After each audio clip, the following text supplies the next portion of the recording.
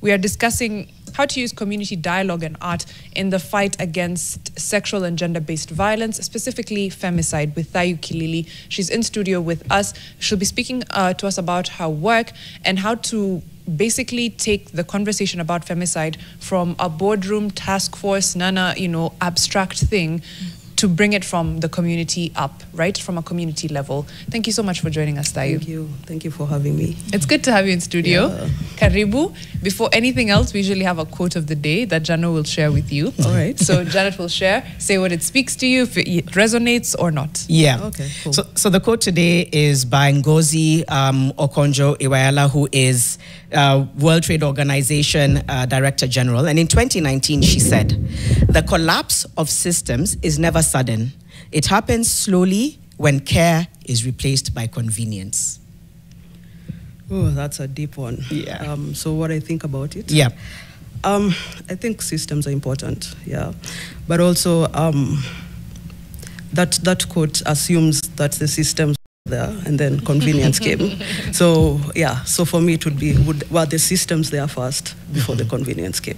I know we're getting into the conversation around what you do, which is great, around fighting GBV, but I want to ask something again about systems. And when you look at the systems which are in place or the lack thereof when it comes to the fight against gender-based violence and femicide, what is your greatest ick? What is the thing that makes you most say, this thing about this system or lack thereof is why we might continue to see the numbers rise? What's your biggest frustration and pain point? The lack of empathy, I think, yeah, because since we started the exhibition, Maskan, that was in August. Like, the level of empathy, especially with men, is crazy, yeah? So for me, that is why I'm like, okay, we need to keep doing this, we need to keep taking this to wherever we will take it, because the empathy lacks, yeah. Oh. That's a good, that's such an important point. It is. Yeah. A lot of our viewers and listeners might not know what Maskan is and that you've been taking it around the country. Tell us a little bit about, one, the work that Creatives Garage does. Kilili is the founder of Creatives Garage, but also this specific exhibition, Maskan, and what it means and why you're taking it around the country. Yeah, cool. So Creatives Garage is this amazing organization that supports creatives. So we support creatives in three ways, either through training them, collaborating with them for in projects, and market access. So we've been doing this for the last 13, 14 years. But also, as Creatives Garage, we also do different projects as well, yeah. So one of the projects we've been doing this year is Maskan. Maskan is an exhibition that started in August, and the exhibition was about showing people what this thing really is, because half the time when anyone talks about femicide is maybe on a news report, they listen to it, and then the next thing is something that's more annoying. They think that it's more annoying, so people forget about it. Yeah, so the anger is just there for 2 minutes, and then people forget it and they move on. Right. Yeah, so Jerry is a very good, Jerry Migui, who runs Usikimia, is a very good friend, and the number of times I have met Jerry this year, she's always crying. Yeah, she'll come to my office, we're having fun, she looks at her phone, she starts to cry, so I mean, I was also getting fed up with seeing that. So she was like, yeah, we should do an exhibition. Then I was like, okay, hold my drink, we will see what to do. And so I came up with the exhibition. Maskan means home, and most of the femicide cases happen either at home or with someone that you know. Yeah, so that's why I called the exhibition Maskan, and Maskan was basically showing you what is really happening on the ground. Yeah, so part of the exhibition we showed how, like, one part of it was how one person was found. Another one was mannequins with stories. So imagining that the mannequin was one time a person. And then we had maybe about 500 names of people who had died recently that we put all over, so that people, like, when you walk in, like, that's all you see. You just see the names. Yeah, that it's not just data, it's actually people. It's actually people, yeah. And that's why we decided to do it like that. And then how I also created the exhibition was, I wanted, all your senses to to get what femicide is.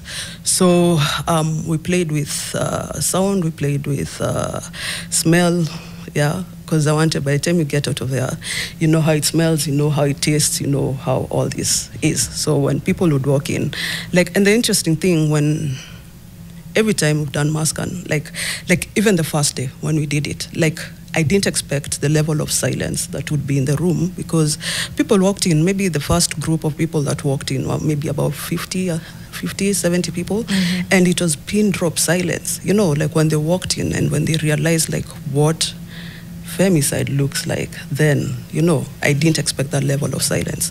And then also how I created the room was, when you enter, like it's almost, it's septic, you know, it's almost like when you walk into a mortuary, like how would it feel?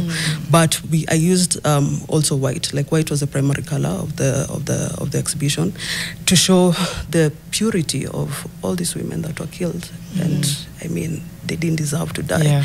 And then we also used blood. We also, so mostly it was white and red that we used in the room. And then we shared stories. We had audio, some of the recordings of when women call usikimye. Yeah. So we got some of those recordings of mothers, of daughters, you know, and we took them and we edited them a bit, and then we created the sound ambience using that kind of sound. She's spoken enough. Yeah, it's I've visualized everything. I think, yeah, you're a powerful storyteller, and I think it's so important for people to be confronted with something that is, like you said, a new story today and different tomorrow. Everybody's experience and story is absolutely valid and important. Is there one that stays with you, whether it's in the exhibition, whether it's outside, that makes you wake up every day to say, this is why I fight? In the exhibition, is there one story that you feel this one is, So I have, I mean, all of them stay for sure. here, but I have two. The one that we showcased in the exhibition of the oldest woman, I think, that Usikime has dealt with, she was 69 years old, and she was killed in Rwaka. She was coming from the market or something, and she was raped and killed. So I was like, oh my God, like, this is someone's grandmother, you know, because sometimes when people talk about femicide or about women or about GBV, they're always like, oh, it was the way she was dressed, it was the way she was whatever. But I mean, like, why are we justifying how people are dressed and whatever? And how do you justify a 69-year-old being killed, you know, if that's the justification that anyone is going to go with, And one that we didn't put up because, I mean, I also didn't have the heart to do it, was of a 4-day-old child who was raped and killed, of course, yes. So that one I didn't have the heart to put it out. 4 days, yeah. Hey, let me be, you know, whenever, because we've also had Njeri here, and the work is so incredibly heavy, and I'll talk to you about how you do the work and try to maintain a sane mind a little bit later. But you talked about curating this exhibition to awaken all the senses, whether it's how it smells, whether it's what you're hearing through the audio. Explain to me, one, why art? Because we think of femicide, it's a crime. It's also a social issue, unfortunately. You wouldn't think of art as the fix or as the go-to, but why art as the medium? And then why have it be so like such a sensory experience as well? Yeah, I always believe that art is here to disturb, you know. Like, I think art is probably the only art form that you can, only form of communication that you can use that actually really gets to people. Yeah. And I mean, I'm an artist through and through. I'm a multidisciplinary artist. I use different forms. So the sensory part, I love to experiment a lot as well. Yeah. And so for me, it was like, I don't want you to come in and feel like it is a 3-minute news article and then I walk out and go, because I was like, okay, I need people to sit in it, to feel it, and how do you make people do that, and senses, I mean, was a thing that will keep you there, will keep you thinking, will keep you, so when people walk in and it's pin drop silence from people, but you can hear screams, you can hear weird noises, already that gets to you, and then you're there and you're reading the stories, like that, it puts you in a state of imagination, so it's not just something that we are being told it happened, but it's something that you can imagine for yourself, so that's why it was very important to use sensory, and I think we were very successful using it. For members of the public, is this exhibition over? Is it going on? Where can people access the pieces? So in Nairobi, we showed it for 3 weeks. We had about 1,400 people who came for it. That was amazing.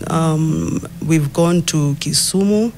We've just completed Nakuru, and next week we will be in Mombasa, and hopefully during the 16 days of activism we'll be back in Nairobi. Okay. The plan is just to confront. I'm wondering, although I might already know the answer to this, but do you think we're documenting the violence better, or do you think we are just becoming more violent as a society? I think it's both. I think it's both, because the documentation is there. Like when I was even researching about it, I found articles, I found all these things that exist online. So I think the documentation is there. But also I feel like, and I mean with everything that's been going on in the country and the world, I feel like we're also getting angrier as well. So it's a bit of both. It's a little bit of both. This idea of moving Maskan from county to county brings that conversation to where femicide is happening.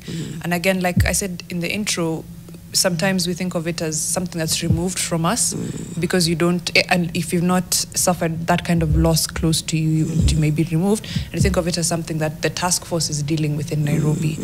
Talk to me about going into communities, the kinds of responses that you've gotten in Mombasa, in Kisumu, in Nairobi. Like, what has that been like? One, people's reactions, and then is there an after, like after effect, an afterthought, an after fix that's like, okay, we need to do this as a community? Yes, there is an after fix. Like in Nairobi, all the people that came to the room, I mean, it was so interesting also just to be around to see how people were reacting to it. So, I mean, there was, of course, some of the men were like, but all lives matter. But when they enter and they come out, they're like, oh my God, this actually, this is what is actually happening to women. And then, there was one time I was there, and I found a lady crying, and she was the only one in the room at the time. It was very early morning. She was the only one there. And I was just going in to pick something, actually. I wasn't even going to stay or anything. So I found her crying, and so I was like, do you want a hug? Then, I mean, she was like, yes, we hugged. Then she was like, I found my friend in this exact position, and I'm the one who found her. And so I was like, so is she here? Is her name here? Is she represented here? And she was like, no, she's not. So so it's just been different. And I mean, we also had like the Chief Justice who came, and also, I mean, when she saw it, I mean, also her reaction to it was like, how are all these cases not completed? Because Jerry was like, most of the cases that are there are actually cases that are either ongoing or died somewhere along the line. So, I mean, also from that level, I think also for her, it was like, we must do something to make sure that these cases move faster. When you go to Mashinani, it's interesting. We were in Nakuru last week.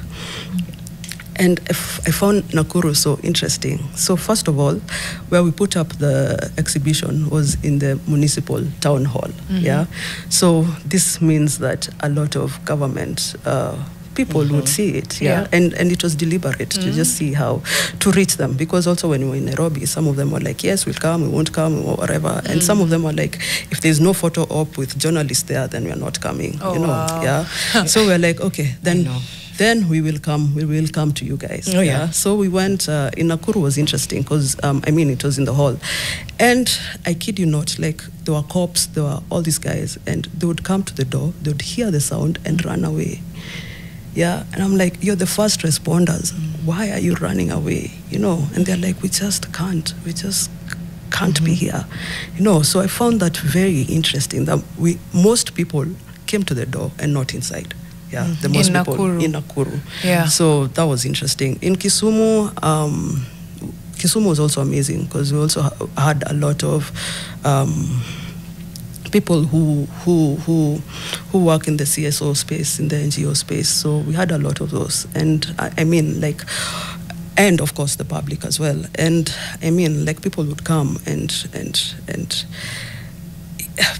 like, we had a therapist there. The therapist was so overwhelmed by the evening because everyone wanted to just talk to her and just, So Kisumu was also very hard because also the levels of emotions were even more than what I'd seen in Nairobi. Yeah, so it's just been interesting to see all these different places react in different ways. Yeah. And I like that Mariam was saying at some point it's to ask you how you're also, pouring into yourself, looking after yourself, but still on the question of counties, I'm trying to understand the different landscapes, the different case files, because it seems like femicide has almost it's the same, so to speak, identity. It's a woman who is killed by somebody known to them in most cases. I'm wondering whether there's data that's come out of these different counties or reactions that have come out of the observations that are county specific, and that can really begin to help us unearth how to tackle it in different counties. Is there anything that came out like that? I think the reaction, like in terms of data, I'm not able also to give data at the moment because we're still traveling, and until we start the reporting is when we will be able to know this. But in terms of, maybe I can answer that question in a different way by telling you why we chose the counties that we went to. Yeah, so of course, femicide is on the rise in every county. Yeah, but we also looked at in the data that Usikimia has and the data that we're also able to find, which of the counties have a higher rate than the others. Some of those rates, some of those counties are Kiambu, Kwale, Kisumu, Kakamega, and Nakuru, of course. Yeah. So we're like, we should go to these places first. So we decided for the first leg of traveling, we would do Kisumu, Nakuru, and Mombasa, and also just to see the feel, just to see how people are reacting, and to even just get more data of, okay, so if it's this county, like where else should we show it in that county? Yeah, that would also have greater impact. But like, let's test it in different places first, and then once we do that, then we're able to go in because we'll have the data. Yes. Okay. The reactions from communities. Is there a space for now having dialogue with said communities and with, whether it's people who are in CSOs, NGOs, people who just genuinely came, wanting to see the exhibition, people who are also, suffering and recovering from loss and who have, massive psychosocial burdens, like you said, like the lady who found her friend. How do we dialogue after? You said there's a therapist to help you unpack, but then how does the community come together afterwards so that we can start fixing from the community upwards? Yeah. So in every place that we've been, we hold a sort of round table also for people to express what they're feeling. One, and then also like we have a panel, and we try to get including government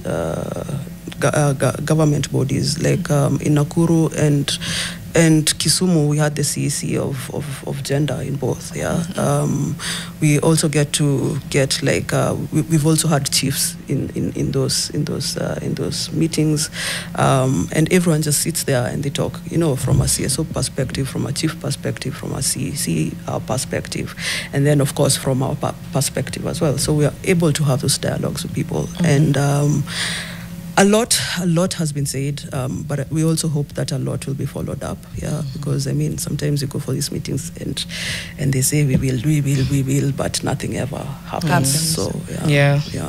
What about the communities themselves? Because I've had the CECs, you from Creatives Garage, then there's NGOs, CSOs, just the community themselves. Is that the next step to now?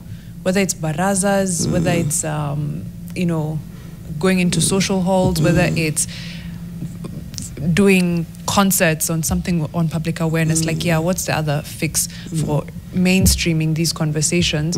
Because not everyone will make it to an art exhibition. So the panel, also acted as a baraza because the community was there. Okay. Was there as well. We are looking for ways in which we can get people to the exhibition. I mean, a lot has been done. Yeah, people have held talks, have done, a lot of things have been done around femicide and GBV and getting the information out. Yeah, so this is just a different format that we are using to get the information out. So I think so far with the exhibition, we're very successful with it, and so we will continue with the exhibition format of it. Right. But also during the exhibition, then we have the panel and the baraza happening at the same time. Okay. Yeah. It's already coming up. It's 7:30. Well, 27 minutes past 7. We are in studio with Thayu Kilili, who's the founder and director of Creatives Garage, having a really important conversation around the work that they're doing through exhibitions to highlight femicide. And when we come back, I think, as you've said, government will say, we'll do. I'm really trying to figure out what's the barrier to just pushing forward with this and making sure that collectively they're trying to address femicide. What exactly is it that's, I don't want to say holding back, but in many ways it's like, what is stopping you from prioritizing this matter in a way that we can begin to see progress? So we'll get your perspective on that. Fixing the nation one conversation at a time. We'll be back in just a moment.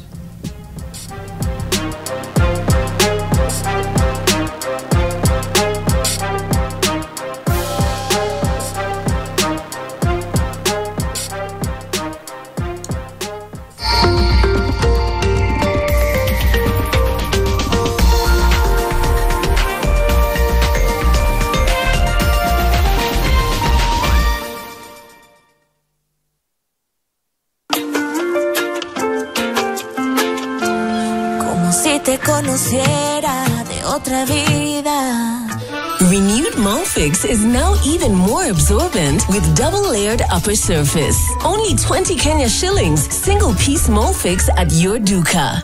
Want naturally glowing skin? Here's how. Cleanse gently. Avoid harsh soaps. Drink plenty of water to stay hydrated. And most importantly, keep your skin moisturized. Nivea Even Glow Body Lotion helps reduce dark spots for visibly radiant and even skin tone in 2 weeks. Glow confidently every day with Nivea Even Glow Body Lotion.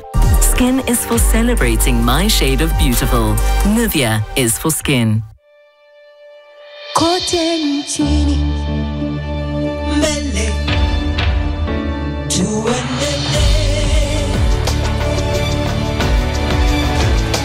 mbele Kenya tuendelee, Kenya twende mbele. NCBA, go for it.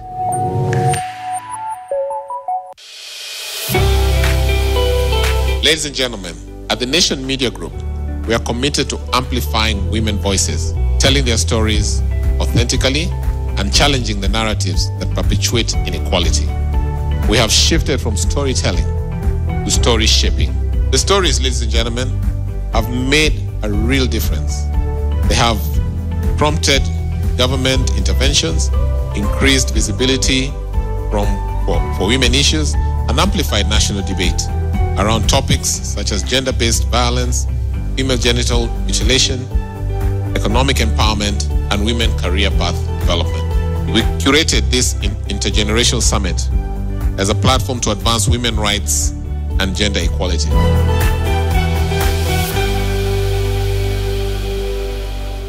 This week on the marketplace. Behind every thriving business, there is strategy, confidence, and the right support system. Growth is sometimes very painful, yeah.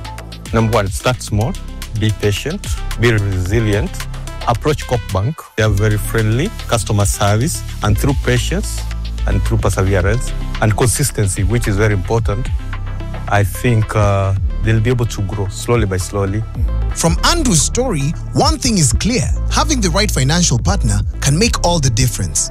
For this and more, catch Marketplace on Thursday at 8:30 p.m.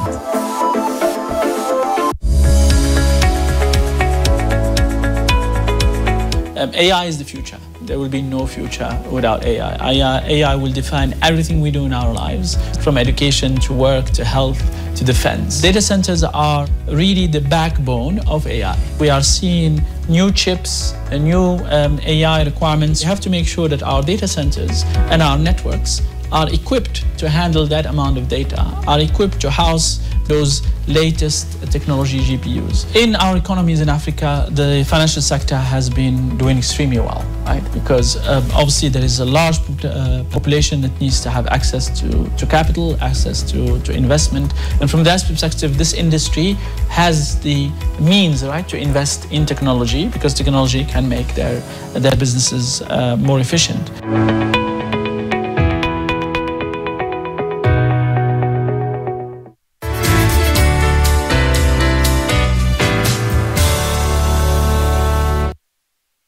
Yes, there's definitely something about St. Paul's University. Join us this September and start your journey to greatness. Contact us now on 0728 669 000. St. Paul's University, the university of choice.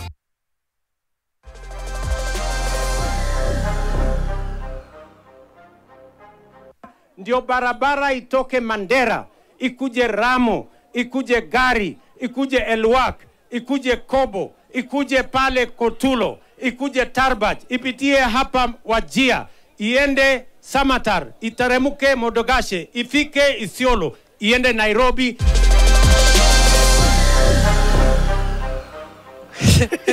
He lost me at Elwak. So tumeanza Mandera, Ramo, Gari, Elwak. Sasa hapo after that mimi napo tunampata tena Samatar. Alafu Modogashe. That's where we pick up. Thank you so much for sending us that What's Up Nation video, Eric. That is Eric Latif enjoying the Mandera County, actually Garissa County. He's been all around the North Kenya, and he's really having a time. Of course, that sound went viral. The president was analeza tu barabara vile itaenda. Kenyans decided to turn it into a dance, like Jano has said, turn it into many things. But kama kuna barabara kwako, inatoka mahali, inaenda mahali, and it's ready and it's done, tuonyeshe. The nation is being fixed. If as well, it's been under construction for 10 years, 20 years. Tuonyeshe pia on What's Up Nation. Send it to 0112 500 400. Put your phone in landscape mode, nice and flat. Hivi, utuambia jina lako, where you are, what you're doing to fix the nation. You could, for example, say, my name is Thayu Kilili, and my bit in fixing the nation is ensuring that femicide is top of mind for policymakers, for government, and for citizens, and that we are speaking about it, and of course, fighting it at every turn. That's my bit in fixing the nation. You send that video to 0112 500 400. Thayu, tutumie video, sawa? Nitatuma. After. Co-sign, vile tu Mariam amesema. I know before the break we talked about how much more could be done, because I think when it's set as policy, when it's prioritized at that level, hopefully that begins to set the tone for, prioritizing it and national dialogue, and also looking at justice. But what do you think the gap is? What do you think remains to be done, just when you look at how government is addressing the issue of femicide in Kenya? Wow, I could say a lot in that, but I feel like it's probably sometimes detached from the ground. Vitu kwa ground ni different versus what is being talked about in boardrooms. Yeah, so I feel like people need to go more to the ground to see what is happening. I mean, we have like the task force that has been set up, but do they go to the ground? Are they talking to victims? Are they talking to the family of the victims? Are they doing that? Because I mean, we can't be making policies and everything in the boardroom, but we're not going to the people to ask what is going on. So I think there's a disconnect between some of the government bodies and of course the people. So I think more dialogue needs to be held between the people and government institutions as well. And I mean, like organizations such as Amnesty and Heinrich Boyle, they've been very instrumental in getting us these people. Yeah, because sometimes, I mean, from our capacity, we are artists. You know, you send a letter, they're like, what do artists want with us? You know, but if you have such organizations that are also backing you up, you know, they will call someone who'll call someone, and these people are coming. Yeah, and I appreciate that in the exhibitions we've been seeing more and more government people in government coming, and they've been talking a lot about we need to change this, we need to do something about this. So we can only hope that this is not a conversation that's ending on the ground, but it's actually conversations that when they meet as government institutions, they're actually discussing about it. Yeah, that's an important perspective. Thayu, the other question I want to ask you is, there seems to be a fear in confronting femicide. Honestly, I think whenever this conversation comes up, you'll get very polarizing, you know, pushback. Or I think what we've seen that's been incredible over the last at least 2 years is a huge groundswell of prioritizing the conversation. From your perspective, from what you've seen, whether it's the exhibition, whether it's the work you've done, what is it that people are most afraid to confront? Is it their anger within them? Is it their inability to have the tools to address matters that are to do with a specific demographic? What is it? Because I feel like if we don't confront the ugly, it gets hard to address the issue. Or maybe I'm saying it wrong. Maybe it's not about confronting the ugly. Maybe it's something deeper. But in trying to get to the root cause of understanding how we can begin to address femicide, what stands out the most, or what have you observed? I think what I think is we have so many things we're dealing with. Yeah. So today we'll talk about femicide, but the next day we're talking about something else. And I mean, if Kenyan Twitter is anything to go by, today the hashtag is different from tomorrow. Yeah. So there are different issues, and of course, different issues need to be discussed, which is important. But sometimes some of the issues fall off the cracks. So people will talk about it for 2 days, people will be angry about it for 2 days, and then the next day we have something else to be angry about. So also the consistency of sitting in that anger, I think we lack it. And I think if we are able, and many more people are able to keep people focused on the anger that they should have around femicide, then I think we are able to have longer conversations around them and able to face them and able to hold government accountable to some of these things. For example, like between January this year and March, we know that 129 women were killed. Yeah, and these 129 women were the ones that were reported. Yeah, between then and now, no statistics have come out. Yeah, in January and March, we were very angry. Right. We're like, 129 women, why are 129 women being killed? But now between then and now, also because there's no statistics and no one is willing to release statistics, then we don't know what is going on. Yeah, me and you, and you know, we could sit here and say this is happening and this is the magnitude that it's happening. But unless you're on the ground, unless you're like Jerry who gets to feel it every single day, then it gets off my mind because no one is talking about it. So we are like, okay, maybe things fix themselves, maybe, you know, but also we should hold government responsible for giving us data. I mean, why is data not being given available out? Yeah, and I mean, between then and now, I think Usikimye have probably dealt with about like 100 cases just by themselves. Yeah. So imagine how many more cases exist out there that we do not know of. Yeah. So that's the first thing. Like if you can remove, if the data can come out, and then we all sit in that anger, then I think things can move faster. Whew.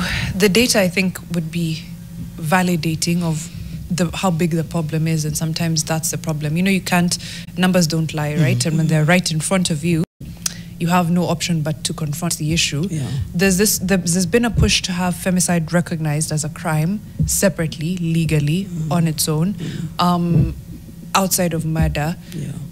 Speak to us about the importance of that. We've spoken about it on the show before, but I think it's a good reminder, and it also helps feed into why the data is so important, why it's important to keep track and say it's 129 women, these are their names, it's been this many since March now to November. Yeah, first of all, shout out to the 100,000 people who signed the petition that Tusikime put out. It's very important for us to have, of course, as you said, to have the data, and for us to be able to know what is happening on the ground, and for us to be able to talk about it. So I think, just for the question. Why it's important to have femicide declared a crime separate from murder. Yeah, we've had this discussion in the office and with friends and everything, and especially the people who are like, no, I mean, especially people who say all lives matter. Of course, all lives matter. We're not refusing that all lives matter. But the thing is, it is a crime. You know, femicide is a crime towards women, and it's not being acknowledged. Yeah. Even from the days of, say, like in 1984, for example, there are 15,000 women who marched in Nairobi, talking about the same things that we're talking about right now. Yeah, in 1984. In 1984, yeah. Now in 2024, Usikime and the other CSOs came together, and 27,000 women walked. Yeah. To talk about femicide. Yeah. So, I mean, like, why is this thing not being seen as, it's a cry, you know, like, it's a cry from the nation. Like, why are you not seeing the gravity of this, and why are you not making this thing serious? So, yes, femicide should be recognized also separately from everything, because I feel like if it's not also being recognized separately from everything, then it's also drowning with all the other data that is there.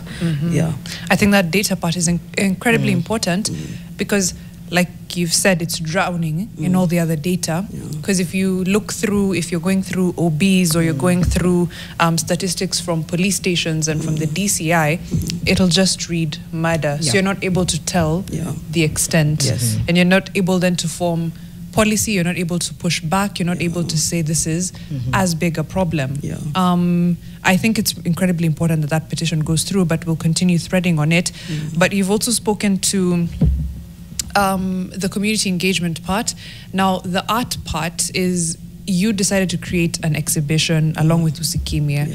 When you think of art in general as a tool for sensitizing communities and the nation at large against sexual and gender-based violence, against femicide, how do we inculcate it beginning from a very young age? I want to, from like primary school, how do we begin to wire our children's brains against sexual and gender-based violence of any form, and then how do we graduate it now to, there's people who are grown and they have their ways of thinking already, but we would still like them to have them be sensitive to these matters.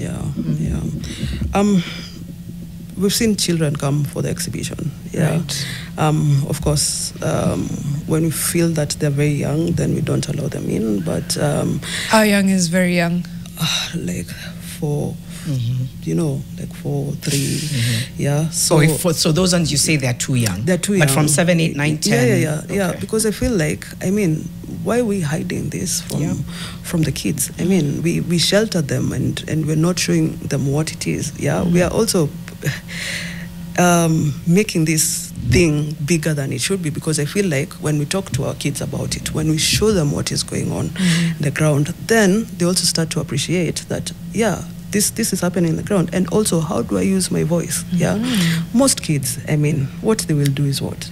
they will draw, they will try and sing a song, they will whatever, you see. So that already, in showing them some of this, and just, you don't even need to show them the exhibition, but just talk to them, just tell them, this is what is happening in the ground, this is how women, whatever, but also, and also the boys especially, because I also feel like this thing is always put on women and girls. You know, that you should dress properly, that you know, that you shouldn't talk to anyone, that you should be home by a certain time, you know. But this thing, it's like boys don't get to have this conversation mostly with their parents. Yeah. So I feel like if we are exposing them to these kind of things and not saying because of your gender we will expose you and because of your gender we won't, then again we are also not helping the situation. But I feel like when kids come to see such things, you know, when there's a concert about anything that is happening in the community that needs to be discussed about, I feel like kids need to be there because they need to understand it's their country as well as ours, so they need to be there and there.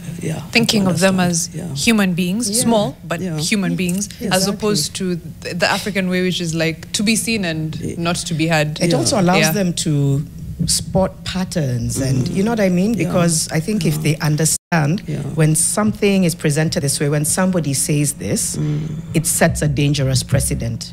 And I think you're right, we undermine the understanding. I remember when we did the march in 2024 and I had the sticker that said end femicide, and my sons were like, what's femicide? And so I started by saying it's a killing that's specific to women, and they just sat down. They were like trying to understand, and then you find yourself trying to, what's a child-friendly way?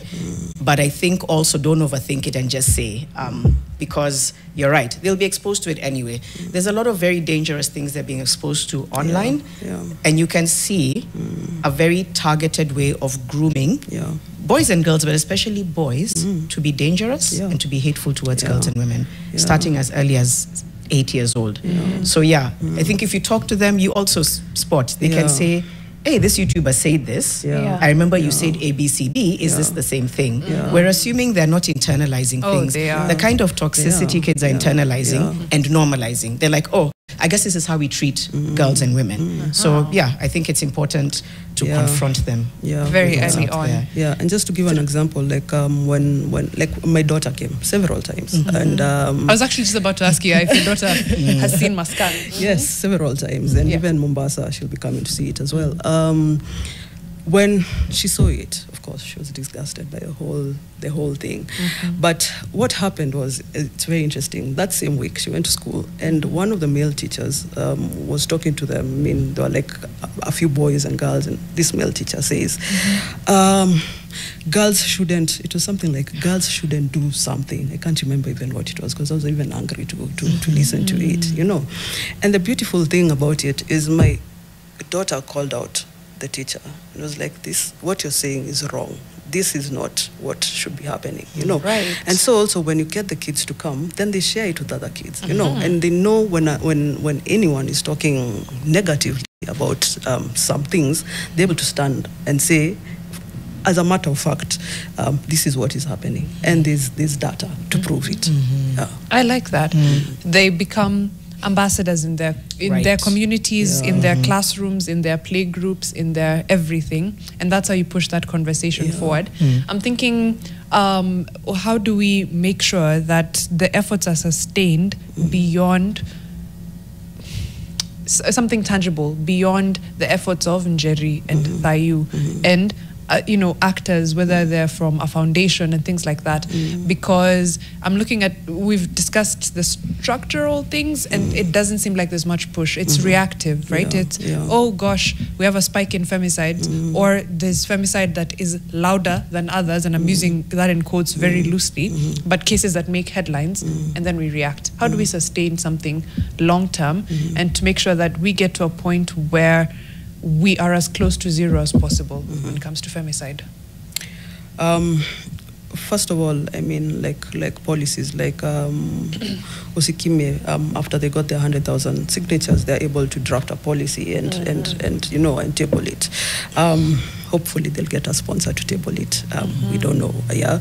But you see, I mean, like that's the first step, yeah. In terms of from that point, yeah. Then we have the policies that are being reviewed and being checked out, and then from our level is just to keep talking about it. Is to tell ourselves we must not forget what is happening. In as much as, and I feel like sometimes people come from a place of privilege. Like you're like, it will never happen to me. I mean, I use Ubers. I live in affluent places in the community, but this thing lives everywhere. You could get into that Uber and that guy, decides today is your day, So this thing, it's not a thing of, it is not ours. People need to look at it as a thing of, it is all of us. All of us need to fight. No, all of us need to take, come and say, this is what I'm going to do. This is my part in this fight, and I'm going to do it. So if you're in a place of affluence and whatever, how can you influence the community on this? Yeah. If you're in a place of you're a mama mboga on the street, are you going to tell everyone who buys mbogas from you? Femicide is bad and this is happening and it's wrong, So it's for all of us to have these conversations, because if all these conversations are happening and we have all these pockets of conversations happening, it becomes a big voice, and we are all able to keep pushing, and to keep each other accountable. Exactly. I want to talk about there's been a big push on centering healing, either side by side with punishment, or I don't know. What would it look like if we centered healing as part of the fight against femicide? Number one, I know that's a complex question. Number two, how are you also kind of like looking at your own self-preservation, for lack of a better word? You're in the thick of it, you and Jerry and so many others. What does it look like to sort of like do that balance between healing and justice? But is there room for healing alongside or beyond punishment for a society? I'm asking a big question. I'm trying to break it down in my head. Yes. We have to ask the big questions. If not here, where? Yeah. I think on a personal level, I try to find, thankfully I'm an artist, so I try to do other cool stuff, other things that are not too heavy. For example, I'm a sculptor, and like when I'm really angry, I'll go look for that clay and I'm going to do it. And then, my therapist is on speed dial as well. And also, like in our office as well, like we try to have pockets in which we can have fun. We can talk about other things that are not as heavy as this. And it's been very heavy. I appreciate my team, because I have seen them crash. And I really appreciate them. But also, we were the ones who were to do the work, and the work had to be done. But also now we're looking into other ways of finding pockets of joy, it could be yoga, it could be, I play golf a lot, so it's looking for what you like. Trying to find a release. There's a question I don't want to forget to ask, which is how do we stand with families who've been affected? How do we continue to hold space in a way that doesn't necessarily, I remember we were speaking to Rosemary, I'm going to try and remember. Rosemary is the mother of a victim of femicide, and she was saying to me, it's so important that the daughter of the memory of my daughter is kept alive, but sometimes I'm also triggered constantly, even when I get calls to say, come and talk. Right. And she just says, I make the decision depending on how I feel that day. If I wake up and I'm triggered. So how do we hold space without also over-triggering? How do we just stand with families who've been affected by this? I've been in a lot of conversations with families of femicide victims. And, oh God, it breaks me every time to listen to them, and the level of sadness and grief and anger that they have. And like when I was also creating Maskan, for example, I was like, this will also be, I will hold this with care. This is information that I've been given. So also, how do I hold it with care? While I am still saying, this is wrong. Yeah, so that was very important for us, and and I sat and I thought about it really hard, and I talked to my team about it, and we're like, okay, we will celebrate these humans, but also find a way to trigger you guys. Yeah, and some of the family of the victims came for the opening night of Maskan, and it was really hard and emotional for them, yeah. But also, I mean, seeing the level of care that we had put into these stories, also they appreciated that, yeah. How we continue working with them, I mean, first of all, is to hold everyone accountable for this, yeah. Because also, like, so many cases have gone cold, yeah. Either, I mean, cops were paid or bribed, or the family. Also, we've had cases where the father was paid by the perpetrator, and then that story died, So there are all these things, but then how as a community, then we should also be able to stand and say, no, this guy should not be in our community because this is what he did. You see, so in that way, we're also supporting the family of the victim, as opposed to putting all that weight on the family of trying to find justice, of trying to knock on doors and all these things. Everything is your burden. Yeah. So what is the community around these families doing to support them move this further? Okay. Important. Yeah. We're wrapping up in 2 minutes. There's otherwising that happens a lot when it comes to femicide conversations and anything to do with gender-based violence and sexual and gender-based violence. What are the most dangerous otherwises that we need to stop? Maybe break it down. Let me start with the one that usually comes to mind for me. But look at, for example, our murder rates. There's nothing. It's not femicide. It's murder. It's another like whataboutisms. Yes, and all of that. Actually, yes, that's actually the word, whataboutisms. Or why did she go to that place? Why was she dressed like that? No. What are those whataboutisms that we need to stop if we're really going to put an end to femicide? That's good. The biggest one is victim blaming. Like saying, oh, she should have seen it coming, but why did she go back to her husband? But why, like there's always this thing of, if she hadn't, then it wouldn't, yeah? But, I mean, we've also seen that femicide has happened to people, you have no idea who this person is, but because you exist as a woman, yeah, they came and they, So why is it that we keep victim blaming people? That's the first thing. And then also this whole thing of, you should teach your daughters how to wear, but why are you not teaching your sons how to be respectable around girls, around women? So yeah, so this for me are the two big tickets on that. Yeah. The victim blaming, and then the shifting, what did I call it? Respectability, politics. Yes. Yeah, what you wear, all of that. She just told us there was a 4-day-old. Right. There's no ways to explain it, and the statistics will tell you that it's usually people who are known to the woman. Right. So it is not a stranger. It's not about what you wore, where you were, etc. Right. The fix there, then we've at least got an idea of how to do it. I'm hoping that we continue to sustain it. Where is Maskan going next as we wrap up? We have about 30 seconds. Okay. Where's Maskan going next, and how do we support? Okay, so Maskan will be at Mikindani Primary School in Mombasa on the 10th and 11th. So if people can come in droves, and also if you can get the right people in the room as well, to come and talk about these issues, then that would really help. Okay. All right. Yeah. Mombasa, Mikindani Primary Primary School. Yeah. Thank you so much. That's Thayu Kilili, founder Creatives Garage, and of course the co-creator of the Maskan Art Exhibition, which is going around counties, basically giving the people of these counties a view into what femicide really looks like, and hopefully from there we can start a dialogue that leads to a fix. Let's get into the break now. Hashtag is Fixing the Nation and TV. When we get back, park fees za KWS zinapanda. Kwa nini? 8.5% here, 3.5% there. We'll be speaking to